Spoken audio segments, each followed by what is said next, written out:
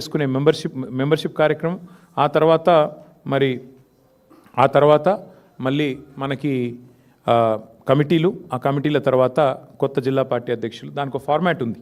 Presiding officer నియామకం చేయాలి, ఎవరైనా పోటీ పడదలుచుకుంటే పోటీ పడవచ్చు, ఆ రకంగా ముందుకు పోవాలి. కాబట్టి ఆ ప్రక్రియ మొత్తం సాఫీగా కొనసాగడానికి స్టేట్ పార్టీ ఆధ్వర్యంలో ఇక్కడ పెద్దలు రావుల చంద్రశేఖర్ రెడ్డి గారు ఉన్నారు, పర్యాద కృష్ణమూర్తి గారు, ఎల్రమణ గారు, ఇంకా చాలామంది పెద్దలు ఉన్నారు. వారందరూ కూడా కూర్చొని కొంత వర్క్ చేసి దీన్ని ముందుకు తీసుకుపోవాలని చెప్పి పార్టీ అధ్యక్షులు ఆదేశించడం జరిగింది. ఎస్ఐఆర్ల విషయంలో మేము ఇప్పటికే అప్రమత్తం అయ్యాము. ఎందుకంటే బీహార్ ఎన్నికల సందర్భంగానే మా టీము, నా ఆధ్వర్యంలో మా గౌరవ పార్లమెంట్ సభ్యులందరం కలిసి మరి చీఫ్ ఎలక్షన్ కమిషనర్ని, 2 ఎలక్షన్ కమిషనర్లను కూడా మేము కలవడం జరిగింది. మా విజ్ఞప్తి మేరకే ఎస్ఐఆర్లో కొన్ని మార్పులు చేర్పులు కూడా వారు చేశారు. బూత్ లెవెల్ ఏజెంట్స్ అపాయింట్మెంట్ కూడా నిజంగా చెప్పాలంటే ఇది బీఆర్ఎస్ ఆ రోజు ప్రతిపాదించిందే. ఇక్కడ ప్రతి గ్రామంలో ప్రతి పార్టీకి నాయకత్వం ఉంటుంది, బూత్ లెవెల్లో కూడా ఉంటుంది.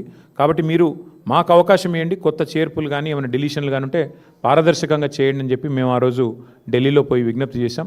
దానికి అనుగుణంగా వారు స్పందించారు, అది మార్పు చేశారు. మేము కూడా బూత్ లెవెల్ ఏజెంట్ల నియామకం ఇప్పటికే దాదాపుగా మరి 90 నియోజకవర్గాల్లో పూర్తయింది. ఇక మిగతా ఒక 20-25 నియోజకవర్గాల్లో పూర్తి చేయాలి. అది కూడా రాబోయే 2-3 రోజుల్లో చేస్తాము. చేసి BLA అంటారు బూత్ లెవెల్ ఏజెంట్లు, అఫీషియల్గా BLO ఉంటారు బూత్ లెవెల్ ఆఫీసర్. వారితో సమన్వయం చేసుకుని పారదర్శకంగా ఈ ప్రక్రియ సాగడానికి మా పార్టీ వైపు నుంచి విజిలెంట్గా ఉండాలని చెప్పి మా పార్టీ అధ్యక్షులు సూచించారు. దానికి అనుగుణంగా ముందుకు నడుస్తాం.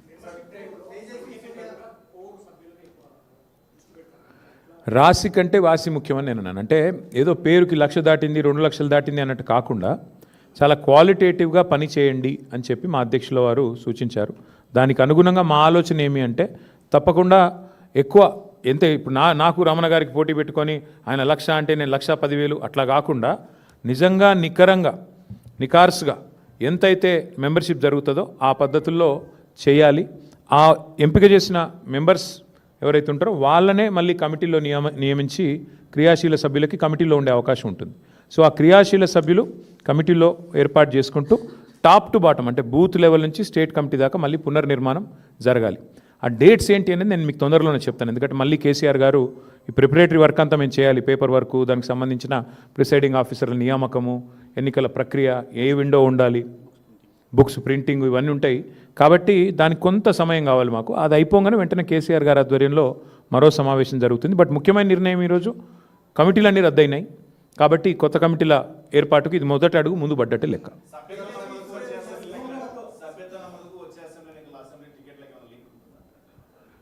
సభ్యత్వ నమోదు కాదు, కానీ పార్టీకి క్రియాశీలంగా పని చేయండి. ఎమ్మెల్యేలైనా కేసీఆర్ గారు ఒక మాట అన్నారు, సిట్టింగ్ ఎమ్మెల్యేలైనా మీరు క్రియాశీలంగా పనిచేయకపోతే మాత్రం పార్టీ అన్ని పరిగణలోకి తీసుకుంటుంది. క్రియాశీలంగా ఉండండి, కార్యకర్తలకు అందుబాటులో ఉండండి, ప్రజలకు అందుబాటులో ఉండండి, సవ్యంగా పార్టీ ఇచ్చిన టాస్క్లు పూర్తి చేయండి అని చెప్పారు. చెప్పడంతో పాటు పార్టీ అన్ని గమనిస్తుంది, రేపు టికెట్ ఇచ్చేటప్పుడు ఇవన్నీ కూడా పరిగణలోకి తీసుకుంటామని కూడా చెప్పారు.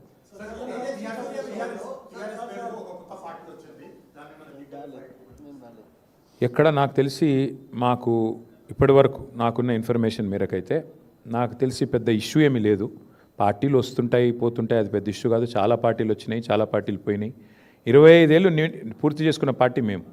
కాబట్టి మేము ఫోకస్ చేసేది ఈ దేశంలో 25 ఏళ్ళు పూర్తి చేసుకున్న పార్టీలు వేళ్ల మీద లెక్క దగ్గబెట్టే సంఖ్యలో ఉంటాయి. నాకు తెలిసి మన రాష్ట్రంలో అయితే ఒక టీడీపీ, తర్వాత టీఆర్ఎస్ఏ, ఇంకే వేరే పార్టీలు ఏం లేవు. ఇప్పుడున్న బీఆర్ఎస్, అప్పుడు టీఆర్ఎస్గా పుట్టింది, ఇప్పుడు బీఆర్ఎస్. కాబట్టి పెద్ద పట్టించుకోదగ్గ విషయం ఏం కాదు. తేజస్వి సూర్య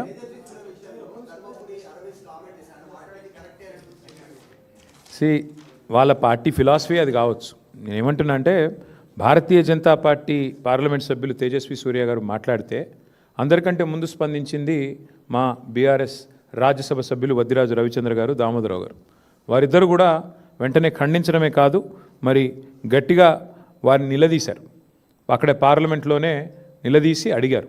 నాకు కూడా తేజస్వి సూర్య గారు ఫోన్ చేశారు, బ్రదర్ నేనేదో అన్నాను, తప్పుగా అర్థం చేసుకున్నారు మీ వాళ్ళంటే. లేదండి, మీరు మాట్లాడింది చాలా తప్పు, నాకు ఆయనతో గతంలో పరిచయం ఉంది. ఫోన్ చేస్తే నేను చెప్పాను, చాలా తీవ్రంగా చెప్పాను, మీరు చాలామంది హృదయాలు గాయపరిచేటట్టు మాట్లాడినారు, మీరు మాట్లాడింది చాలా తప్పు, విరమించుకోండి, ఉపసంహరించుకోండి, పద్ధతి కాదు. ఎందుకంటే మాట్లాడొచ్చు, పార్లమెంట్లో ప్రజాస్వామిక పద్ధతుల్లో మాట్లాడొచ్చు, కానీ మీరు చేసింది చాలా తప్పు, మీరు చేసిన కామెంట్ కూడా తప్పు. ఇది మీ పార్టీ అభిప్రాయమా వ్యక్తిగత అభిప్రాయమా నాకు తెలియదు, బట్ మీరు మాట్లాడింది మాత్రం అస్సలు కరెక్ట్ కాదని చెప్పి నేను కూడా గట్టిగా చెప్పాను. అల్టిమేట్గా మేము ఖండించిన తర్వాతనే ఆయన ఏదో ఎక్స్ప్లెనేషన్ ఇచ్చుకున్నారు. నా ఉద్దేశం అది కాదు, ఇది కాదు, కాంగ్రెస్ని నిలదీయడం ఎక్స్ప్లెనేషన్ ఇచ్చుకున్నారు.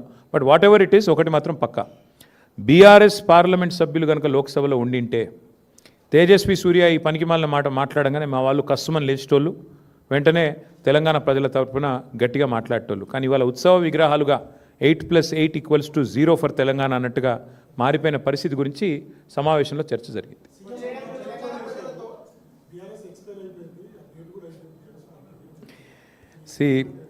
చీఫ్ మినిస్టర్ గారికి నా రిక్వెస్టు, మీరు చీఫ్ మినిస్టర్, చీప్ మాటలు మాట్లాడటం బాగుండదు. ఎందుకంటే మీరు ఒక